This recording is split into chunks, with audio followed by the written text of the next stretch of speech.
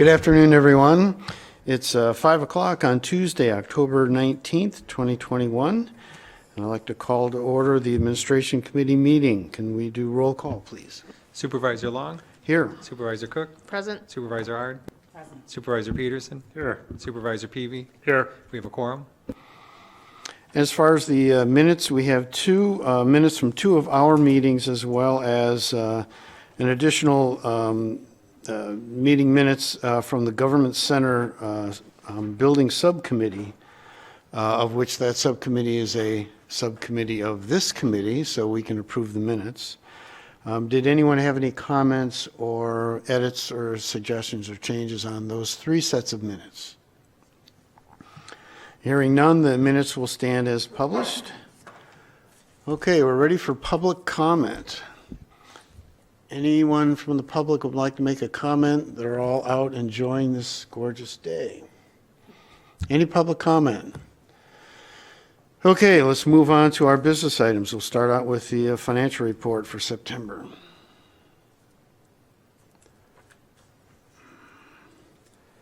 All right, thank you, Chairman Long. So just a couple of things to point out in the financial report. Let's see, I'm gonna make it just a little bit bigger here so you guys can see it.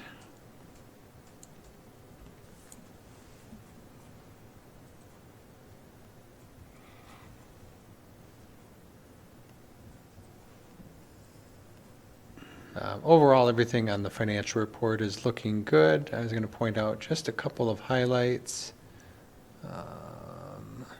So the retirement health savings, we are up over 600,000 for this year. Luckily, last year we had transferred fund balance from the HRA, so they still have fund balance to cover this. But we had a lot of retirements from some very senior employees this past year. One of the changes of the health insurance plan that affected retirees probably affected that a little bit.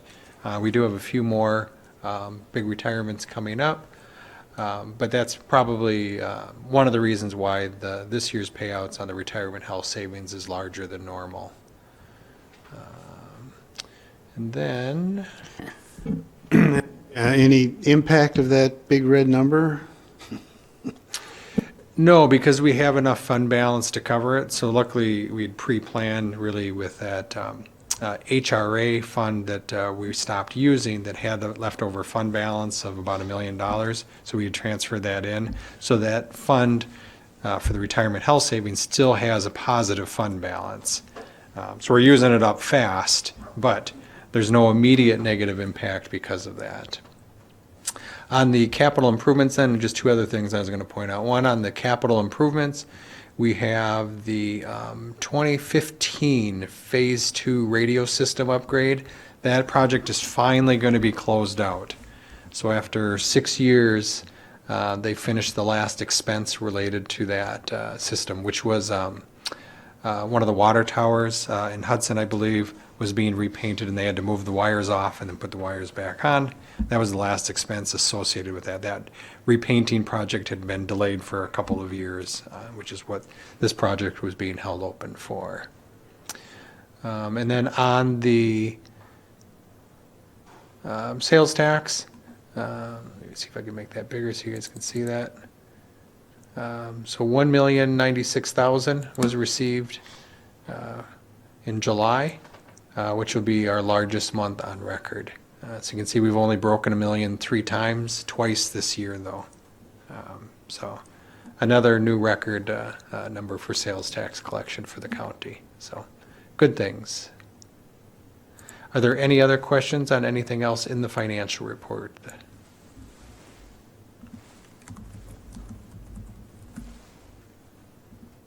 I think we're good. Thank you, Ken. Okay, let's move on to number 2, the resolution adopting the final county supervisory district plan. Got a lot of nice maps to look at.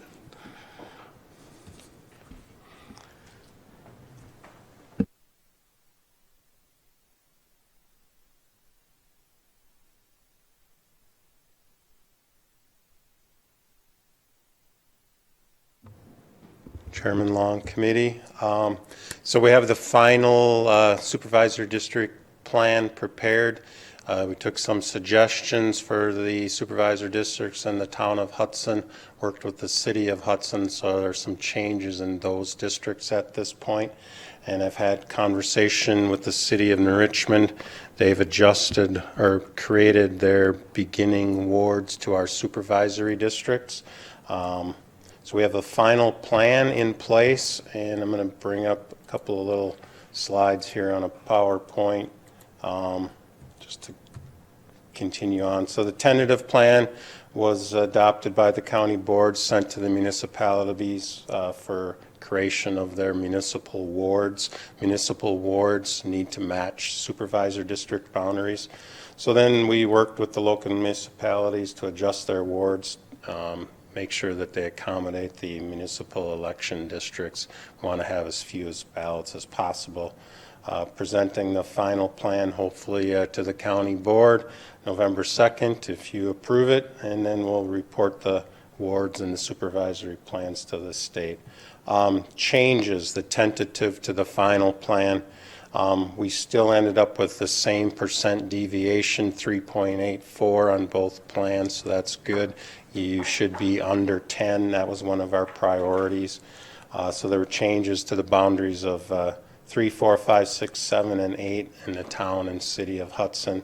We were able to reconcile the town of Hudson and the city of Hudson wards and the Hudson aldermanic districts. The city of Hudson worked out really well. It was because their total population fits for these 3 supervisor districts very easily, and therefore you're able to create aldermanic districts and wards. So this would be a blow up of that area. We'll start here in the town of Hudson. This black line is where the tentative boundaries were when you approved the tentative plan. And working with the town, we were able to adjust. Now District 8 is here in the light blue. It's more compact. Before it went up into here, this was District 8. And District 3 dropped down into this area following the black, so now it's more compact. District 3 follows this line, and then District 4 is more compact as well, because in the tentative plan it went out here, and now we've brought it back in here, added this to 4. So that's some of the changes that you're looking at. And again, now these districts are actually, I believe, more compact, and they fit with what they were previously as well, a little bit better. Again, taking into the changes in population throughout. District 8 is actually a little bit below the desired level, which is good because there'll probably be growth in 8. And District 3 is pretty much right on the desired population, and District 4 is a little low, so it can accommodate additional growth. Then moving into the city districts, you can see where those changes were. The previous District 6, the tentative district, was like this, dropped below the freeway. We brought it back up above the freeway, but then we took a little bit of this area and added it to 6. Again, it's more compact. Number 7 went up to, was right here on Crestview. Now that goes up to the interstate. It's a good dividing point. And District 5 is still north and south of the interstate, but it's most of the housing that's adjacent to the St. Croix River. So those are the changes from the tentative to the final plan. And again, we have that same overall deviation, so it fits really good. City of Hudson has reviewed this and their alderman and ward plans and are happy with it. City of New Richmond has adjusted their ward plans to our supervisor districts, and I think they still have some work to do to get their wards finalized in their aldermanic districts, how they want to do that. So that's that's a map of the entire plan. I changed the colors from what it was previously so that you would know what was the tentative and the final. Recommend the final plan to the county board. There would be a public hearing November 2nd, and then there has to be a Class A notice of the spring election, and that would be the next steps. Any questions? Any questions? For one, I looked at the maps and they did look a lot more compact and the lines looked a little cleaner, so thank you for your additional work on that, Yep, Brett. yep. I do want to ask Supervisor Art, I know you had some concerns about the way New Richmond was split up. Has that been addressed, or is it close, or? It's going to make for an interesting election. That's what I can say. But what I will say is that working with the entire county and coming in at the deviations that you did is phenomenal work. That is just phenomenal, to have that low a deviation within all of the districts that you worked with. Thank you. And I know New Richmond is trying very hard Yep, with a new city clerk and new GIS. This is a whole new animal for them. right, right. So they're trying their best, but with the way New Richmond is populating, it's going to be a challenge all the way through. So we do the best we can and hope that we don't have any more district splits. Right, right. So thank you very much. Right, okay, thank you. And I think if there would have been more time, I think we would have, the results in Hudson were good, and we could look at some other things too, but I think overall it's pretty good now. We entertain a motion for the resolution. Supervisor Peterson, second? Second Supervisor Ard. Any further discussion? Given none, I think we're ready to vote. All those in favor of the resolution adopting the final county supervisory district plan indicate by saying aye. Aye. Any opposed? That motion passes. Thank you, Brett. Okay, we'll move on to the third business item, resolution updating personnel policies, Chapter 1.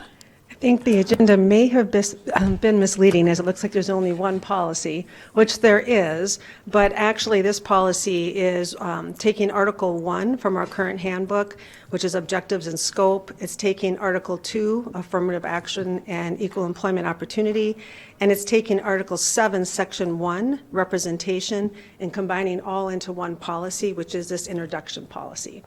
So it's quite lengthy, but most of it is what we're actually removing. So I do have some bullet points that I can read through, and I'll try to be succinct because there is a lot.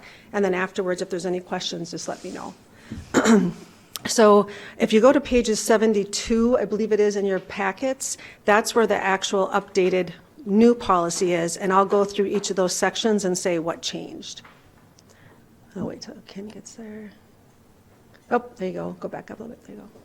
So in 1.1, the policy statement, we just updated overall policy statement, so it encompasses all of those three components that we talked about. And then for the purpose, we created one overall purpose statement. Purpose statements are now listed within each individual policy, so we created one for this introduction policy. And if any time I'm going too slow or too fast, just let me know. For 1.3 definitions, we added overall definition statements and removed most definitions because those are also now listed within each individual policy. 1.4 authority, there was no changes to what that was in the previous policy. 1.5 equal opportunity employment, we updated the language for clarity, but the intent behind this policy still stands. For 1.6 affirmative action, we replaced the current language surrounding affirmative action with suggested language from Alera HR.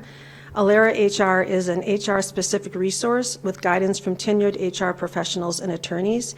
We have access to them through our relationship with our insurance broker, J.A. Counter.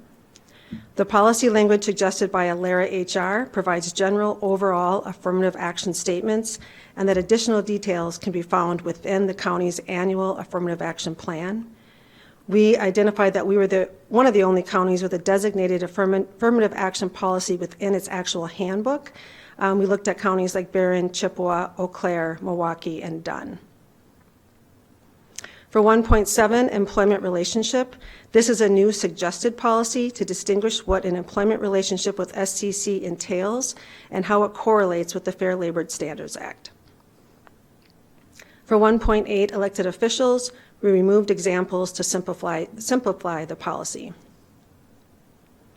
1.9, the Human Resources section of the Administrative Policies and Procedures Manual, we removed second part of final sentence, the HR section, as well as the rest of the County Administrative Policies and Procedures Manual shall be subject to periodic review and approval by the Administration Committee. This is not actually a current practice, and the Administrative Policies and Procedures Manual actually as a whole does not yet exist, but we are going to do an inventory of all those policies that could be considered administrative versus personnel, and then we will build a document as determined needed. 1.10 for department work rules, there were no changes. 1.11, non-elected department heads, we changed this to just read, non-elected department heads are at-will employees and may be removed at the discretion of the county administrator. We took out the verbiage that said, with the expectation that such removal shall be reviewed by the administration committee at its next scheduled meeting or upon the calling of a special meeting. That actually has not been existing practice either. For 1.12 amendments, we removed the section that we no longer practice formally, that policies are still brought to the Staff Advisory Committee for review and feedback, but there is not a designated timeline, so we removed a reference to the designated timeline. And then we also adjusted 1.12.3 from annual review to policy review and amendment process, updated the language that states it will be reviewed annually, the handbook will. We updated that to say periodically, as we will review the handbook and policies as need dictates. So there may be different legal compliance needs or requests for review arises. And then we deleted language regarding the handbook review that was repetitive. And so handbook already states that it is reviewed with interested stakeholders, so where there was repetitive language about that, we removed that piece. 1.14 on representation, there was no changes there. We're getting to the last one here. And so responsibilities and authority, we removed this policy. Through research of surrounding counties, no others had a similar policy. Essential functions of the county administrator, HR director, department heads, supervisors, and employees are outlined in their job descriptions already. And in the rules and bylaws for the committees and county board, that's where their responsibilities lie. So it was determined that that's not necessarily something that would belong in an employee handbook, is the rules and bylaws for the committees. So I know that was a lot. Are there any specific questions I can answer? I do have a question. Are there any particular items that you would consider pretty substantial that really stand out that either this committee or the board would want to make sure that they were aware of?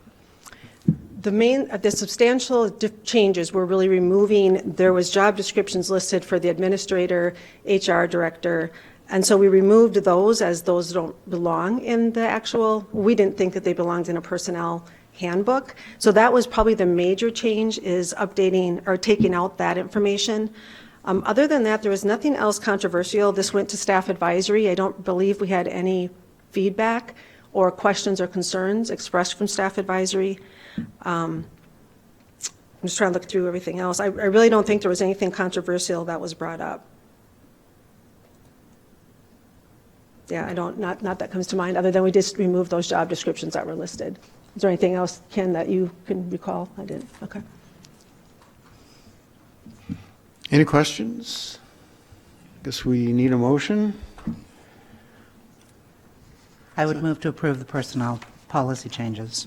Supervisor Ard, second. Supervisor Peavy. Any further discussion or questions for Tara? Seeing none, we'll vote. All those in favor of the resolution signify by saying aye. Aye. Any opposed? And that motion carries. Thank you for your explanation, Tara.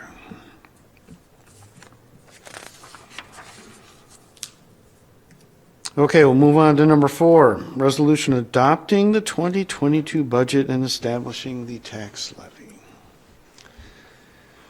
So this resolution will recommend the adoption of the county administrator recommended version that we went over at the committee of the whole. And then it establishes the tax levy. And these are the specific dollar amounts that go into the tax levy for the total that we'll then submit, which is $37,711,354.13.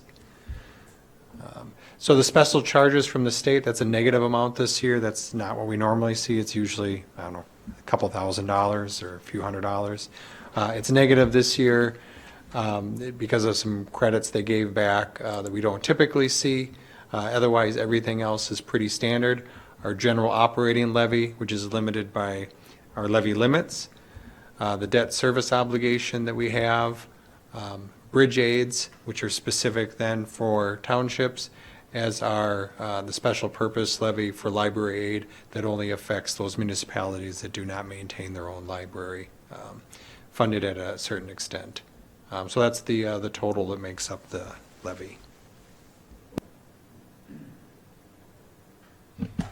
Questions? I can make a motion to approve, adopt the 2022 budget, and establish the tax levy. Supervisor Cook? I'll second. Second, Supervisor Peterson. Any further discussion or questions? I do have a question.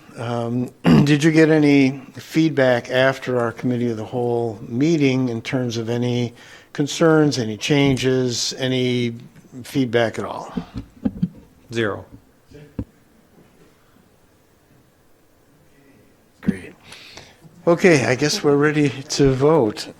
All those in favor of the resolution signify by saying aye. Aye. All any opposed? Motion carries. I also want to at least thank Ken and all the department heads and everyone involved in creating that, because it was, I'm sure, a substantial effort, and it did a great job given the priorities that you were given from the board. So thank you. All right, let's move on to number 5, resolution amending purchasing policy. Okay, so I reviewed the current procure-to-pay policy. One of the changes we did make right off the bat is the title of the policy. We changed it back to purchasing policy. This is what everyone calls it. This is how we refer to it.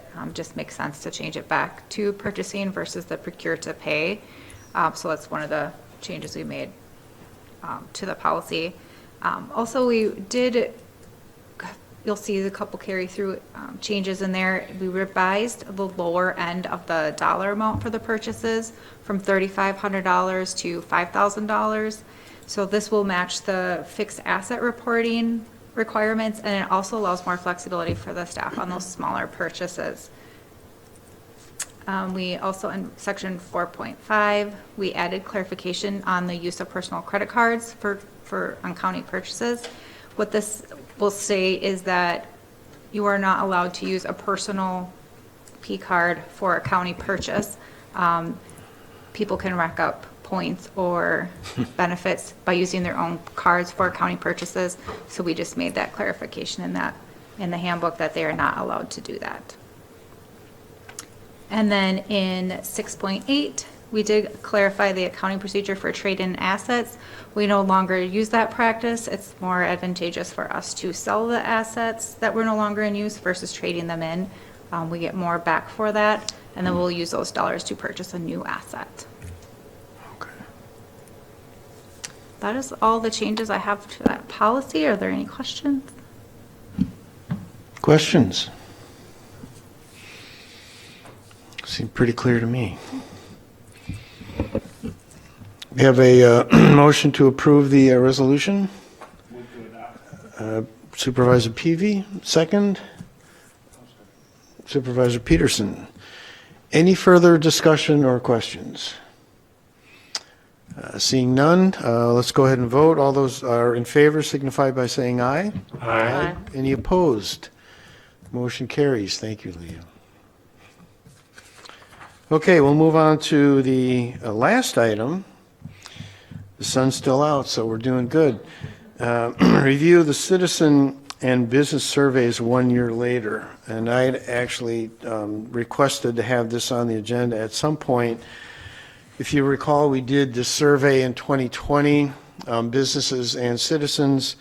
I had kind of hoped that some of the results would be taken into consideration in the strategic planning process, but for whatever reason, it wasn't, so I didn't want the information to get lost and just kind of fall behind the cracks. So I thought it would be worth at least an additional discussion to highlight if there's anything in particular that we might want to keep in mind or address. I know that Administrator Witt put together kind of a brief summary, if I can get there. Well, you have it up there. And do you want to address that briefly? Sure.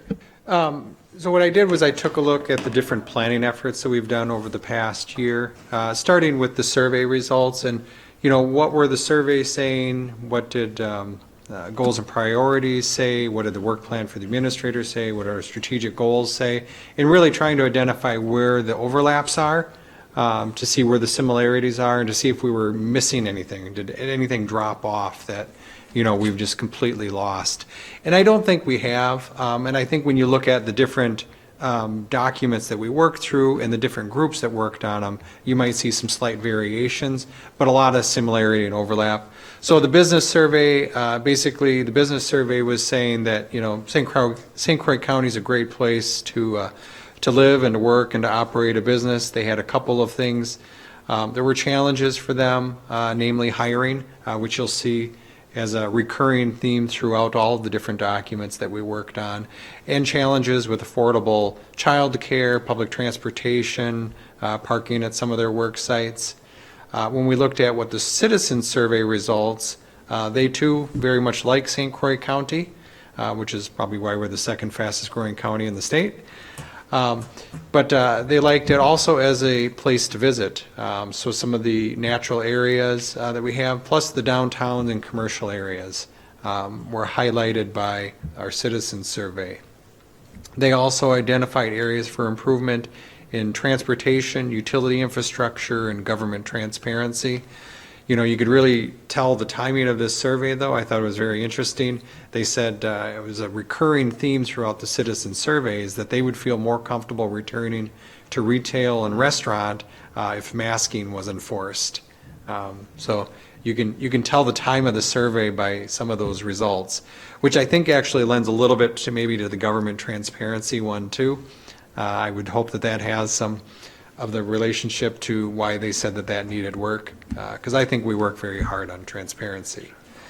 So when you looked at strategic planning goals, then we broke that into maybe 4 different areas. One was community well-being, which we probably focused a little bit different because strategic goals were heavily influenced by department heads and county board supervisors, and we have mandated services. So our community well-being is probably different focus than what the citizens and business survey was.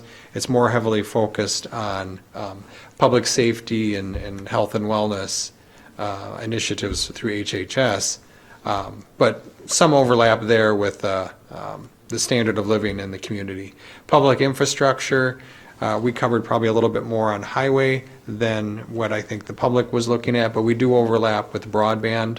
I think is one of the areas that the public was looking at for public infrastructure. Natural resources, we highlight that. That's an area that makes St. Croix County a great place to live and to visit. So I think there's some overlap there. And then service delivery, I think the overlap with service delivery is the employee recruitment. I mean, we see on the county level the same issues the businesses are having in recruiting and retaining employees. So that's an area where we have some similarities to the business survey.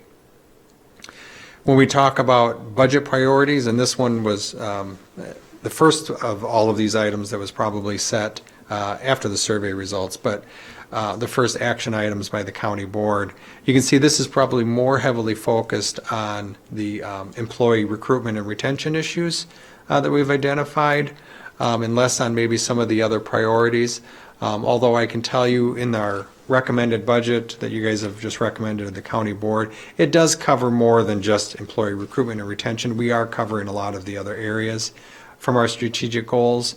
And when we get into our action planning phase and over the next year budget cycle, I think you'll see more of that interaction between our goals and priorities and budget initiatives.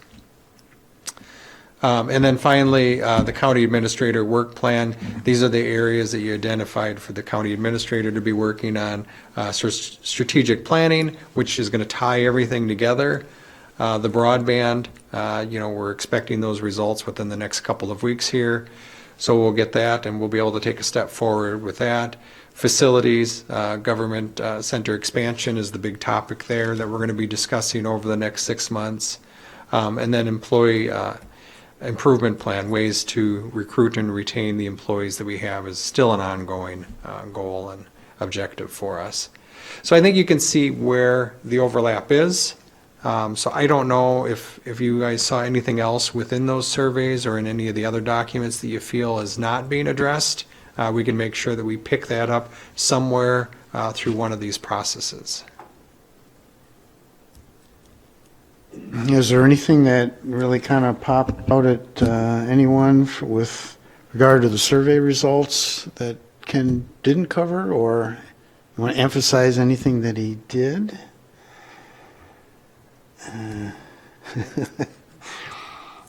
I'll throw out a couple things. I was a little concerned, and I was looking at, this was page 116 in the packet. Right about the middle of the page, there was the title that says, while most ratings of the governance were positive, some areas could be improved. And this was just highlights, but this is where it came out that fewer than half of the respondents, and I went and looked at the percentages, and they were kind of in the low 40s, which I was a little surprised. Fewer than half, gave positive ratings to the job county government does of being open and transparent. And also, I thought was important here is informing residents about issues facing the community. So I know that this is kind of an ongoing effort that we're doing about trying to do outreach to our citizens to make sure they have some awareness of some of the issues, but I just wanted to highlight that. I thought that was really important. And then the other item, one other item was on page 123, and I know this comes up periodically as well, if I can find it.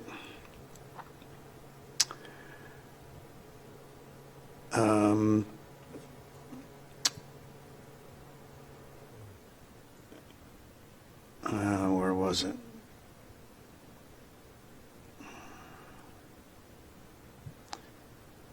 Oh, I probably have the wrong page. But anyhow, the topic was the availability of affordable housing. And that seems to pop up a lot in various conversations, and I thought that was another item that I found that I just wanted to highlight. Let me go to 182. I'll make this quick.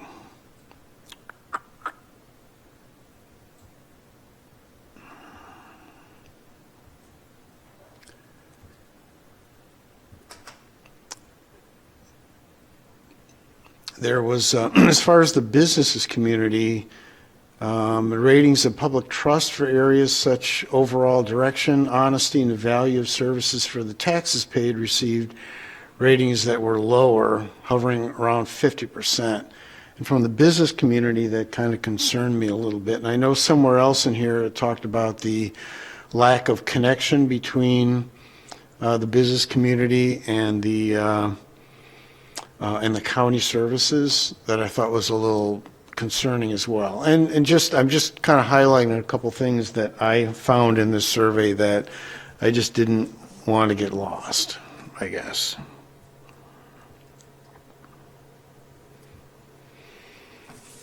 So that's all I had just a couple items. I don't know if anyone had any other items that they wanted to highlight. I just didn't want to lose sight of this particular survey because I thought there was some really good information in here. And thank you, Ken, for putting together your summary. I thought that was very helpful. Supervisor Cook. As a follow-up to that, I guess, do we have a similar benchmark, historically, that we can compare these results to in previous years, or do we not have one of those? And if we don't, I think, following some of your comments, Chair Long, I think it looks like the survey was sent out in September 2020, is that correct? So I think it's positive that we've already really taken a step to, from the transparency and communication standpoint, we hired a public information officer, and that, I don't know if that we've even had, by the time the survey was out, that we even had time to see the impacts of that. So it'll be very interesting if we do the same kind of survey going forward to see, if that, I'm assuming, because Adam's doing such a great job, I'm assuming that we will have, higher ratings on communication. I'm hoping because that was the purpose. Yeah, we don't have a prior survey similar to this that we could compare against ourselves. This did compare us against national benchmarks, so other communities similar to us was the comparison. I don't know how frequently I would want to do this survey. I mean, it certainly wouldn't be an every year thing because it costs $16,000 to do it. So, I mean, it's fairly pricey to do. But periodically, I mean, I can see us doing that just to compare where we are over larger blocks of time. And yes, Adam's doing a great job, so I would anticipate all of those numbers to be up by now. So that was also right in the midst of proposals to do an HHS ordinance enforcing masking. And so there was a lot of influence into some of the comments that were made into that. Had to remind us of that, didn't you? I'm sorry. Other comments? Any other questions or suggestions? Highlights, lowlights? Okay, well, thank you for taking a second look at that, and thank you, Ken, for your summarized comments.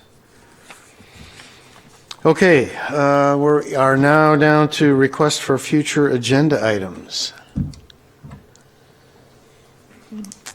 Don't see any requests, any announcements and correspondence.